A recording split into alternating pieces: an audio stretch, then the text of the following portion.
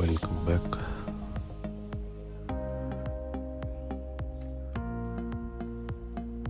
Almost एक साल बाद फिर से इन्हीं गंगोत्री की पहाड़ियों में आज एक और ट्रेल की शुरुआत। डिटेल्स में जाएंगे कि फिलहाल सितंबर का आखिरी हफ्ता है और मैं निकल पड़ा हूँ अपने लाइफ के सबसे डिफ़िकल्ट ट्रैक पे। इस बार का प्लान है ओडेंस कॉल का। 5,500 मीटर की ऊंचाई तक जाना है और जितना कि मुझे ज्ञान है 2 दिन के बाद अगले कुछ दिनों तक, लगभग 4-5 दिनों तक रास्ता स्वयं ही बनाना है, स्वयं ही ढूंढना है। तो एक थ्रिलिंग एडवेंचर होने वाला है।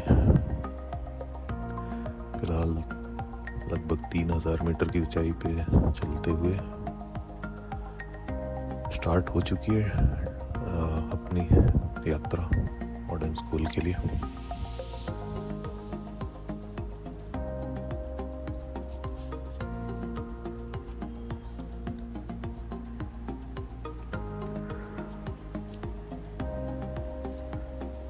नज़ारे तो बड़े शानदार हैं यहाँ पर। पिछले साल जो तपोवन की यात्रा करी थी उनसे भी मेल खाती हुई ट्रेल दिख रही है। ये काफ़ी सकरी ट्रेल है। ज़्यादा लोग इस डिफ़िकल्ट ट्रेल को अपनाते नहीं हैं क्योंकि इसकी ट्रेल में काफ़ी डिफ़िकल्ट सेक्शंस हैं और ओडेंस कॉल अपने आप में एक पद पे बैठा है सबसे डिफ़िकल्ट माउंटेन पास के नाम से, एक पहाड़ी दर्रे के नाम से। तो ज़्यादा लोग इसे अटेम्प्ट नहीं करते क्योंकि रिस्क बहुत है, बहुत ज़्यादा रिस्क है। क्योंकि यहाँ पे रास्तों में हमें मिलने वाले हैं बड़े बड़े ग्लेशियर्स और क्रीवासेस। देखते हैं आगे क्या सिचुएशन है, क्रॉस कर पाएंगे या नहीं। अपनी तरफ से तो दिल में एक आस्था है कि बुलावा तो केदारनाथ का आया है, तो जब उनका बुलावा है तो ये यात्रा सफल होगी चाहे कुछ भी हो। ये अपनी आस्था है और मान्यता है। बाकी अब उनके हाथ में है कहाँ तक लेकर जाते हैं हमको। हमारा मनोबल तो पूरी तरह क्रॉस करके केदारनाथ पहुंचने का ही है। आज तो पहला दिन है तो गंगोत्री से नाला कैंप तक हम जा रहे हैं। लगभग 700-750 मीटर का गेन करना है एलिवेशन पे। और अभी तक तो फिलहाल रास्ता बड़ा सुहावना है, बड़े बड़े पेड़ हैं, जंगली रास्ता है और झरनों की कलकल है साथ में, जो कि बड़ा ही लुभावना माहौल बना रही है।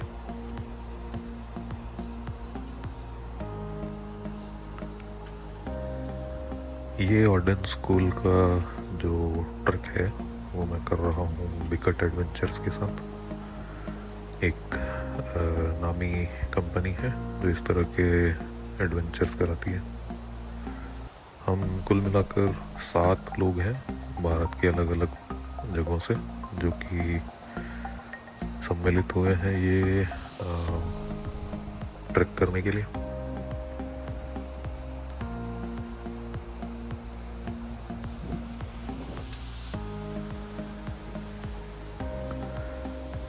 काफ़ी देर चल चुके हैं।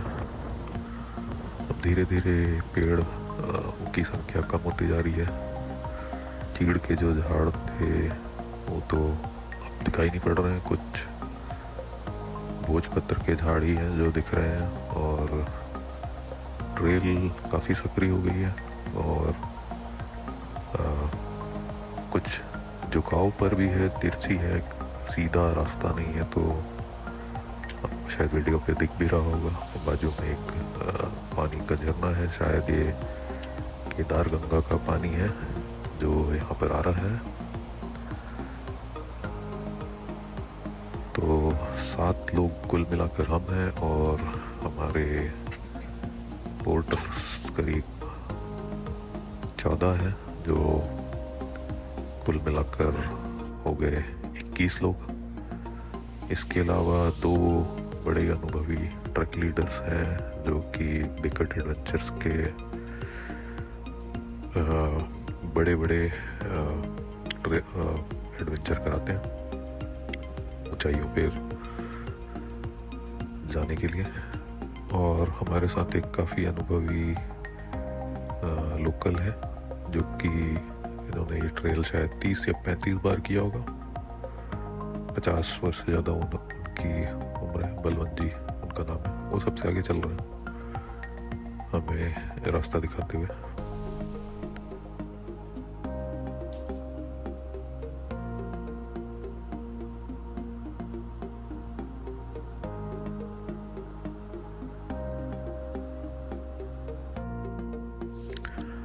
आज इस ट्रिप का दूसरा दिन है। आज हम जा रहे हैं नाला कैंप से रुद्रगेरा कैंप की तरफ। कठिन चढ़ाई बिल्कुल शुरू से ही आ गई है और सारे लोगों का मनोबल काफ़ी ऊंचा है और उसके साथ हम चढ़ रहे हैं और ये नज़ारे कुछ ज़्यादा ही लुभावने होते जा रहे हैं जैसे जैसे हम ऊंचाई की ओर जा रहे हैं। दूर वो रास्ता जिससे हम होकर कल आए थे और ये हमारे टीम के कुछ लोग ऊपर आते हुए। सामने बलवंत जी जा रहे हैं, उनके पीछे पीछे हमें जाना है। इतना रंग बिरंगा रास्ता है, बड़ी बड़ी घास है, फूल पत्ते भी काफ़ी दिखाई पड़ रहे हैं। वैसे ये क्योंकि अक्टूबर ऑलमोस्ट शुरू हो रहा है तो ये कुछ सूख से गए हैं, बट कलर फिर भी काफ़ी अच्छे दिखाई दे रहे हैं इन रास्तों पे।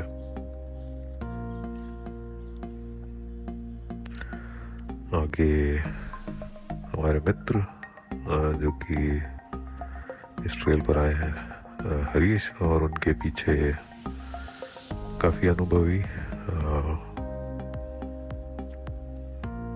55 वर्षीय मित्र हमारे जो कि हम मिले हैं इन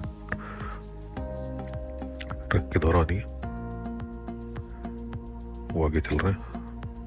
और ये रुद्रगेरा की चढ़ाई दिखाई पड़ रही है जो कि पहले हमें नीचे उतारा, अब हमें खड़ी चढ़ाई चढ़नी है, वो भी एक भूस्खलन वाले क्षेत्र से। और ये जोगिनी पर्वत दिख रहा है और उसके बाजू में एक बेनाम पर्वत है, बर्फ दिखाई पड़ रही है उन पे। और ये रास्ता जिसके ऊपर से हमें जाना है। आइए चलते हैं।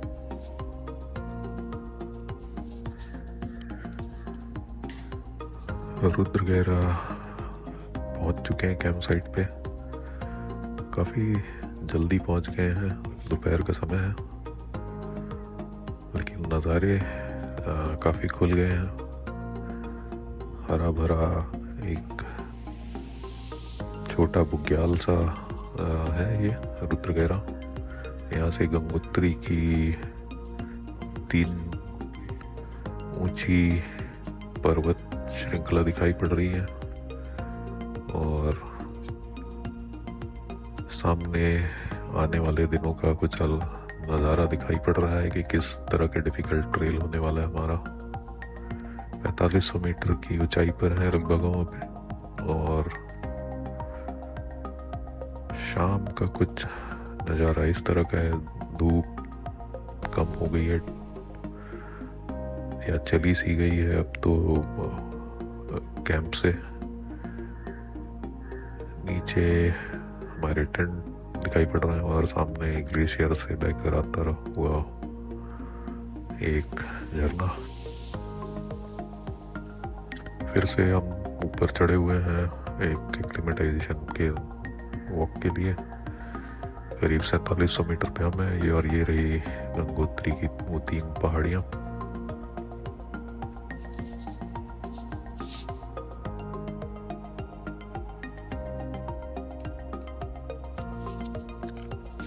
तीसरा दिन।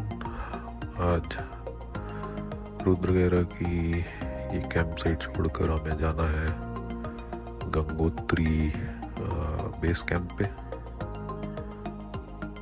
ज़्यादा लंबा रास्ता नहीं है, लेकिन काफ़ी ऊपर नीचे की चढ़ाई होने वाली है।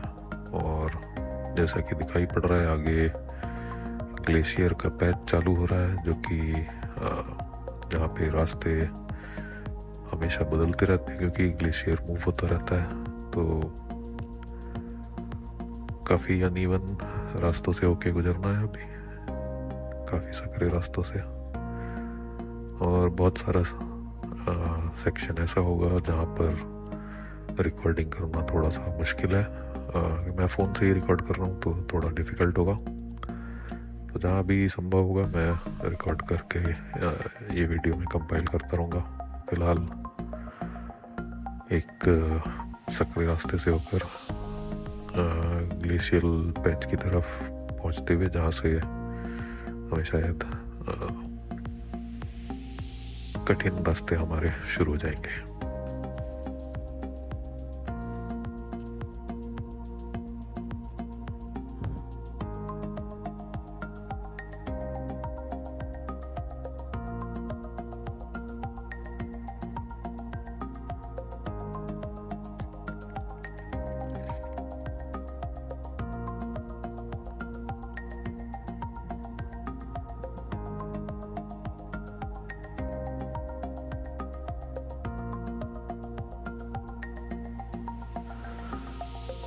अभी एक ब्रेक लिया है, कुछ जलपान कर रहे हैं सब। और यहाँ से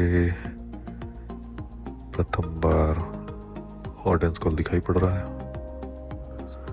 काफ़ी दूर है और आगे सिर्फ बर्फ ही बर्फ दिखाई पड़ रही है।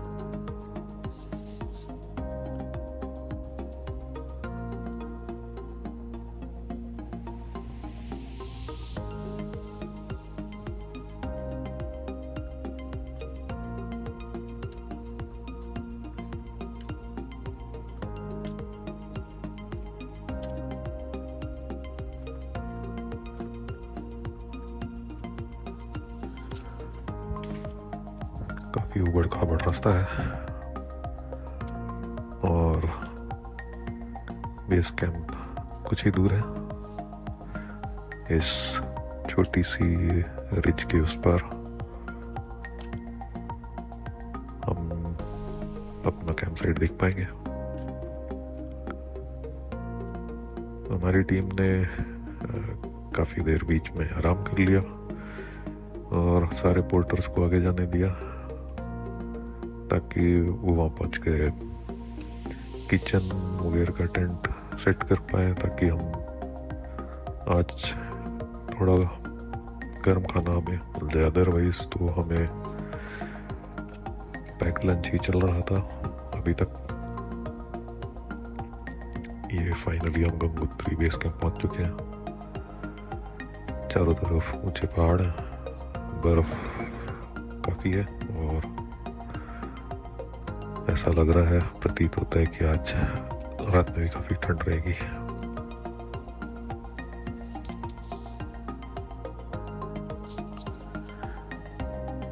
कैंप सारे बिछ चुके हैं और ये नज़ारा है। बादल गंगोत्री की तरफ से इस पूरे लुभावने नज़ारे को छुपा कर मोड़ लिया है उन्होंने और हमें विजिबिलिटी कम होती जा रही थी, लेकिन अभी भी इतनी ज़्यादा ठंड नहीं है, सब कंट्रोल में है।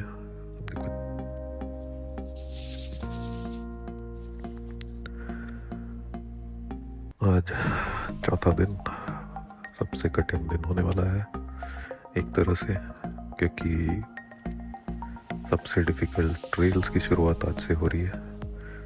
आगे रास्ता खुद से ही खोजना पड़ेगा, बनाना भी पड़ेगा, क्योंकि अब सीधे हम ग्लेशियर्स के ऊपर से चल के जाएंगे। ये काफ़ी ऊपर नीचे होने वाला है और थोड़ा रिस्की भी, क्योंकि ये आगे के जो सेक्शंस हैं इस पे पूरी ब्लैक आइस है और उसके ऊपर कुछ दिन पहले पड़ी हुई बर्फ़ है और पतली लेयर पत्थर और मिट्टी के जो पैर रखते ही फिसलने लगेंगे। तो देखते हैं ये हम किस तरह से इन सेक्शंस को नेविगेट करते हैं।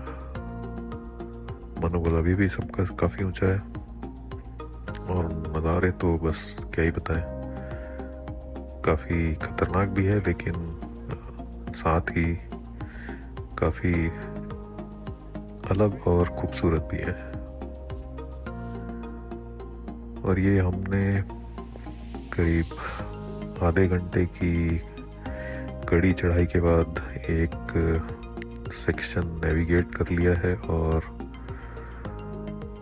काफ़ी कठिन था। एक ब्लैक आइस की 70 डिग्री पे इंक्लाइंड ग्लेशियल वॉल को चढ़ना, पैर जमाने में बड़ी दिक्कत हो रही थी, लेकिन किसी तरह सबने मैनेज कर लिया। अभी भी पोर्टर्स और कुछ लोग हैं नीचे जो कि आ रहे हैं, बट ये नज़ारे कुछ ज़्यादा ही शानदार दिखाई पड़ रहे हैं। अब ये रहे ग्लेशियर जिसको हम क्रॉस करके आए और वो पोर्टर्स आते हुए।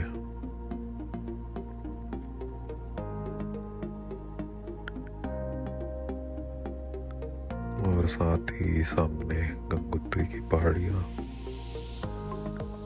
और अब ये शुरू हो गया है सूखा ताल कह सकते हैं आप इसे, या कुछ लोगों के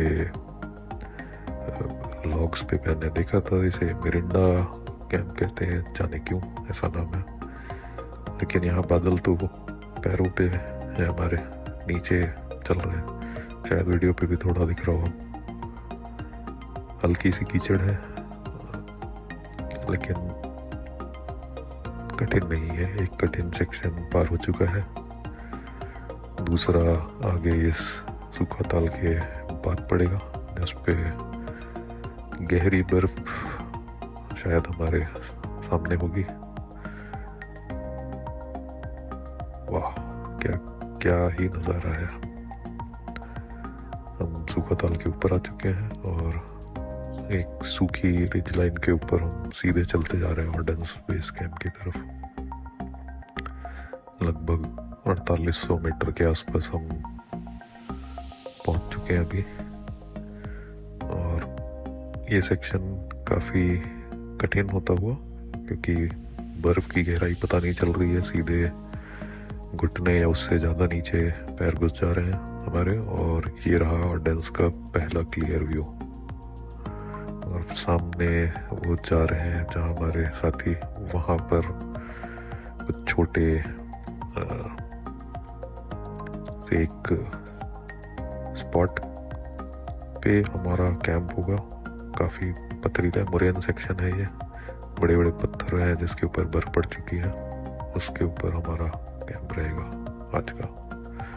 और ठंड भी काफ़ी तेज़ हो चुकी है अब। और ये रहा एक अलग नज़ारा वर्टिकल व्यू में।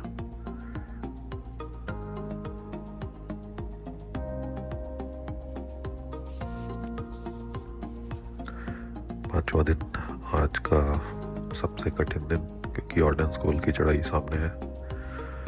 और सुबह 3 बजे हम प्लान के तहत उठ चुके थे, लेकिन मौसम की खराबी की वजह से, जैसा कि कल शाम से मौसम ख़राब हो चुका था, हम अपनी दिन की शुरुआत नहीं कर पाए। हमें करीब 3-3.5 घंटे का वेट करने के पश्चात फाइनली जब मौसम साफ़ हुआ है, हम ये चढ़ाई शुरू कर रहे हैं और कुछ 100 मीटर आगे आए हुए होंगे हम अपने कैंप से। और ये तो एक विंटर वंडरलैंड की तरह दिख रहा है। बर्फ अभी भी काफ़ी अनप्रेडिक्टेबल है, कहीं पर सख्त कहीं पर काफ़ी नरम, जिससे कि पता नहीं चल पा रहा है कि पैर कहाँ रखें। और कुछ स्नो ब्रिजेस और क्रिवासेस भी हमने क्रॉस किए हैं और लगभग ये हम कुछ 200-250 मीटर की ऊंचाई पहुंचने के बाद हमने एक ब्रेक लिया है सारी टीम, क्योंकि सूरज ऊपर आ गया है तो लेयर्स कम कर रही है। बहुत तेज रोशनी के कारण गर्मी लगने लगी है चढ़ने पर और आगे कॉल दिखाई पड़ रहा है। बर्फ ही बर्फ और क्रिवासेस ही क्रिवासेस। हर कुछ कदम के बाद हमारे पैर थोड़े से धंसते हुए, तो अनप्रिडिक्टेबल टेरेन टोटली। और आगे शायद हम रस्सियों में बंद कर चलने वाले हैं।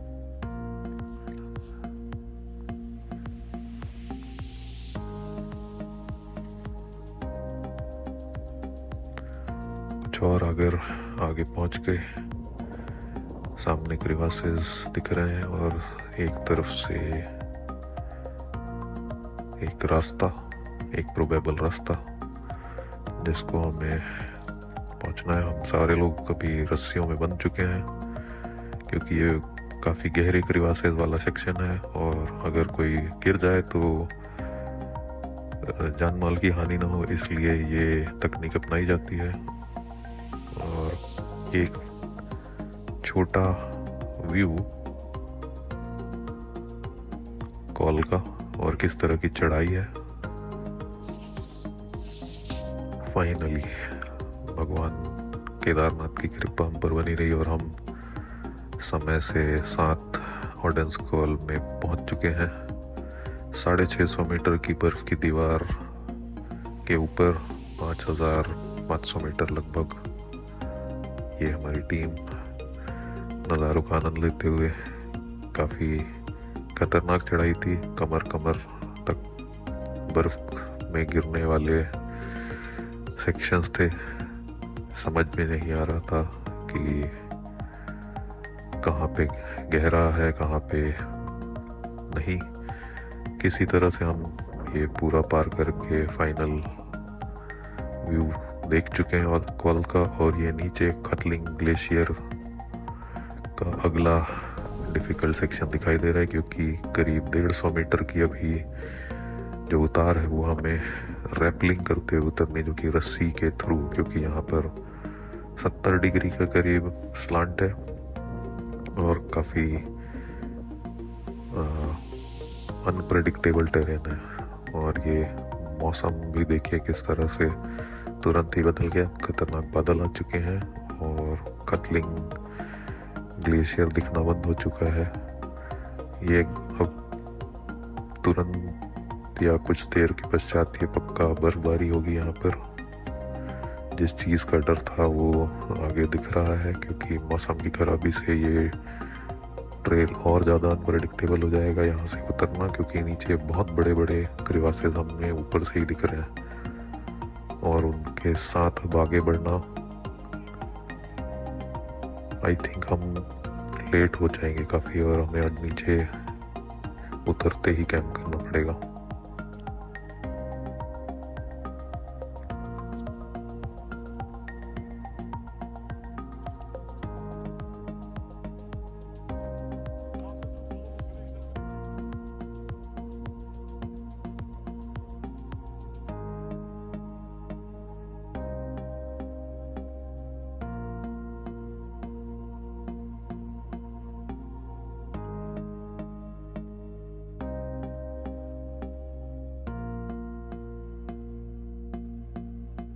छठा दिन।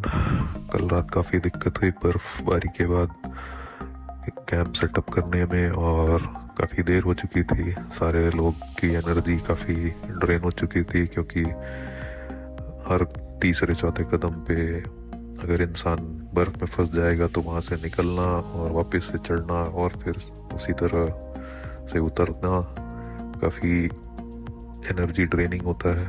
तो ज़्यादा रिकॉर्डिंग नहीं हो पाई। उसके बाद ये सुबह होकर मौसम साफ़ है और सामने हमारे टेंट दिख रहे हैं और ये कटलिंग का एक्सपांस दिखाई पड़ रहा है और बड़े बड़े क्रेवासेस अभी भी हैं। आज तो पूरा दिन इन क्रेवास को केयरफुली नेविगेट करने में निकलने वाला है। करीब 10-11 किलोमीटर इस पे ही चलना है हमें। लेकिन ये नज़ारा शायद जीवन में ऐसा नज़ारा पहले कभी नहीं देखा था। काफ़ी उतार चढ़ाव वाले ये ट्रेन है। 7वां दिन एज यूजुअल। कल भी काफ़ी ज़्यादा एनर्जी ट्रेनिंग हो गया था क्योंकि सब हर कुछ कदमों के बाद हर कोई ना कोई फंस जाता था, उसे बाहर निकलना पड़ता था, फिर हम आगे बढ़ते थे। तो ऐसे करते करते हम एक मोरेन सेक्शन में पहुंच गए जहां पर हमने ये टेंट्स लगाए थे। आप नज़ारा देख सकते हैं। यहाँ से ब्रह्मा विष्णु महेश पर्वत साफ दिखाई दे रहे हैं। थोड़ा डिफिकल्ट ट्रेन ही है।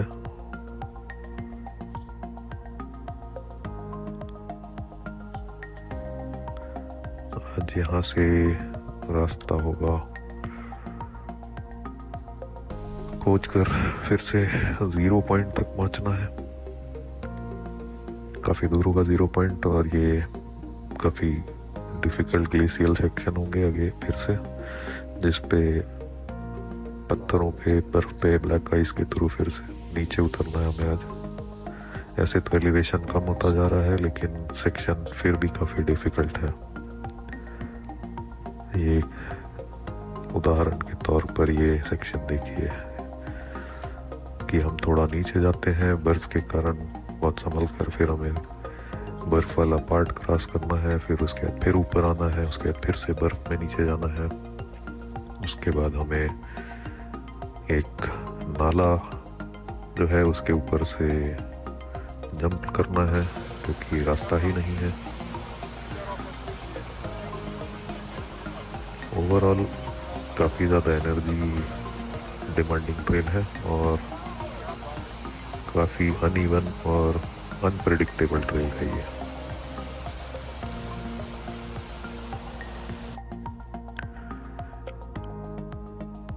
आज हम कंटिन्यू कर रहे हैं 0 पॉइंट की तरफ।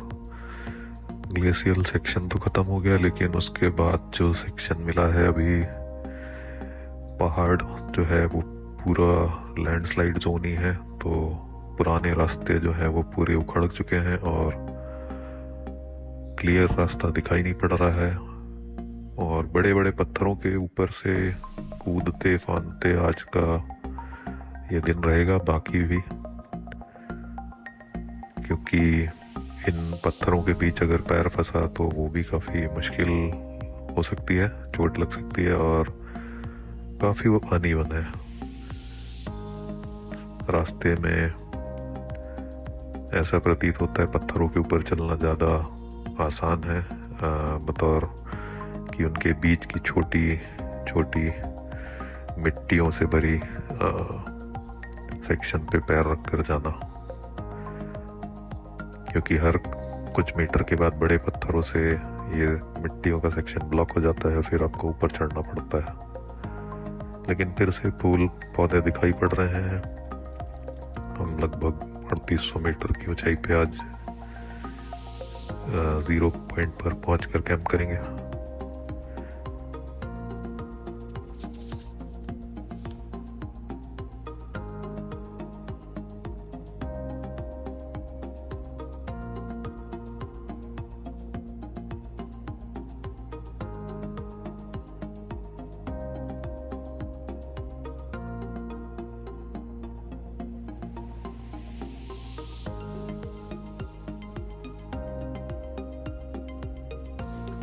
ज़ीरो पॉइंट पहुंच चुके हैं, हमारे कैंप सेट हो चुके हैं। अब सारी टीम आराम फरमा रही है। टेम्परेचर इतना डिफ़िकल्ट नहीं है, आराम से एक जैकेट पे काम चल रहा है। सबसे ज़्यादा ठंड हमें पिछले कुछ दिनों में ही रही कॉल चढ़ने पे। उसके बाद की जो रात थी कतलिंग के ऊपर वो काफ़ी ठंडी रही 2 दिन की। अब मौसम फिर से बिगड़ रहा है। आगे जो दिन है वो देखते हैं कैसा जाएगा हमारा।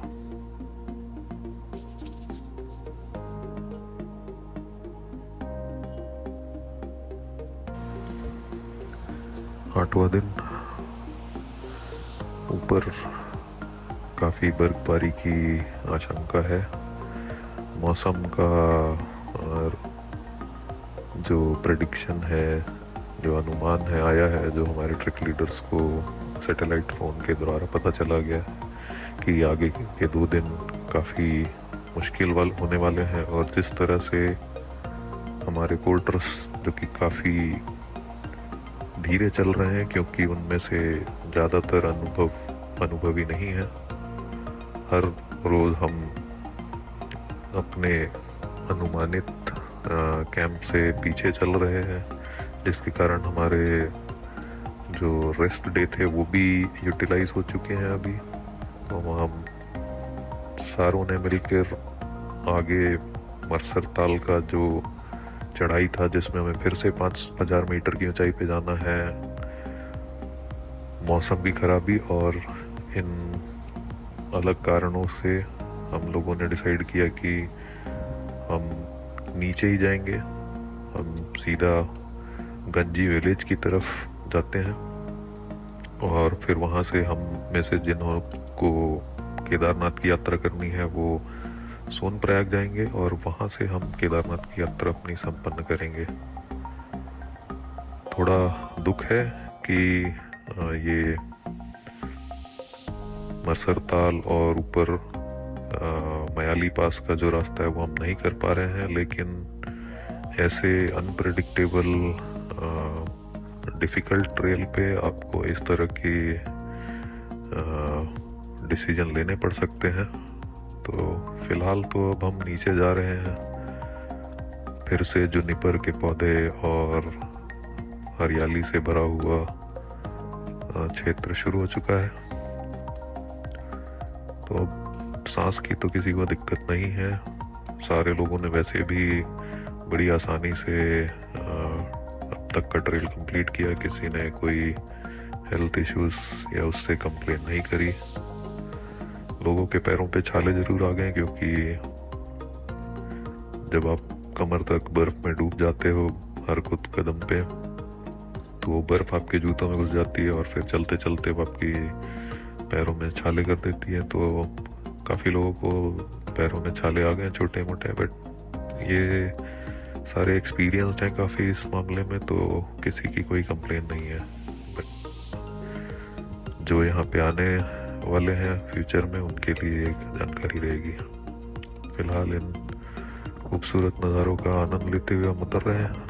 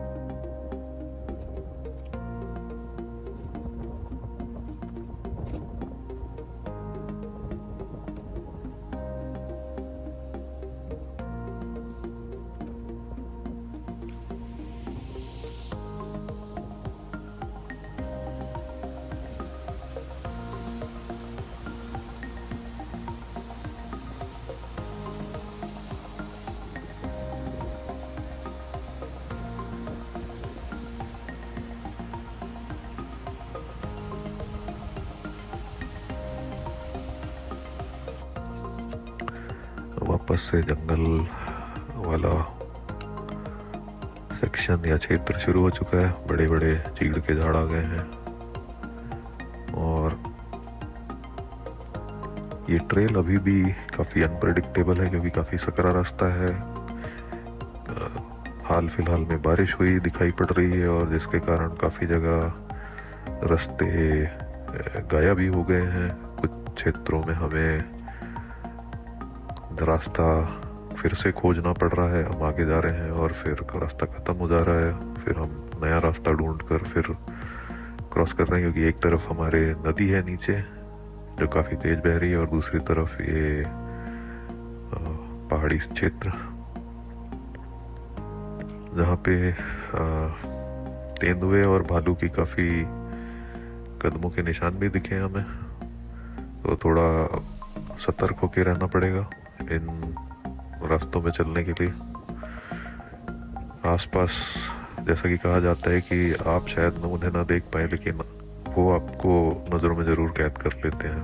तो थोड़ा संभाल कर इन क्षेत्रों को क्रॉस करिए अगर आप यहाँ आते हैं।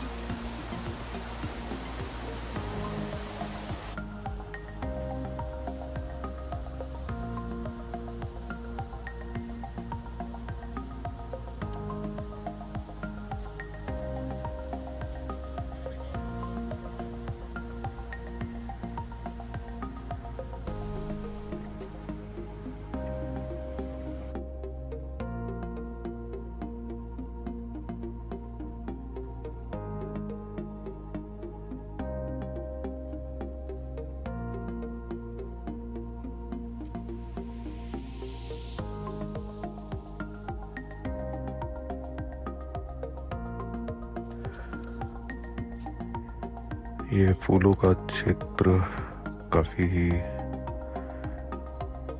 लुभावना लगा सभी को, और आज 9वां दिन शुरू हो चुका है। आज हम जा रहे हैं गंजी गांव की तरफ। हम उतरना शुरू कर दिया है। काफ़ी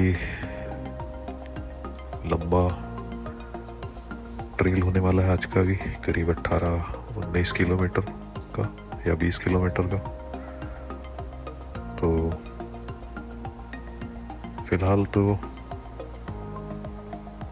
सभी आनंद ले रहे हैं इन ऊंचे वृक्षों के बीच लुभावने नज़ारों को, और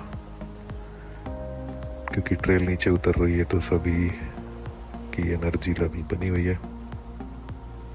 और बलवंत जी एज यूजुअल 50 की उम्र के होने के बाद भी हमेशा सबसे आगे, सबसे तेज।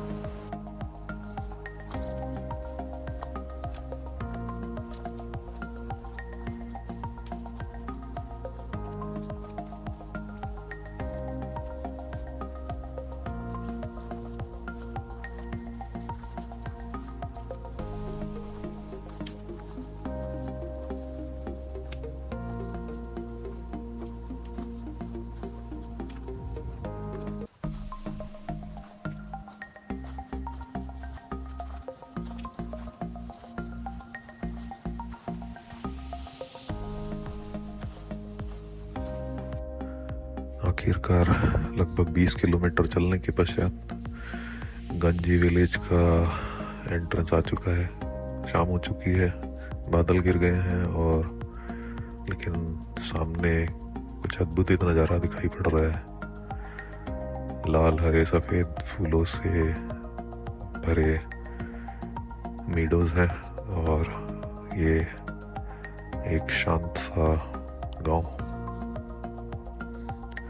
इस तरह से ये ऑर्डनस्कोल की हमारी यात्रा तो यहाँ पर संपन्न हो रही है, लेकिन अभी हम इसके आगे अपना गोल पूरा ज़रूर करेंगे। हम केदारनाथ ज़रूर पहुँचेंगे। हर हर महादेव।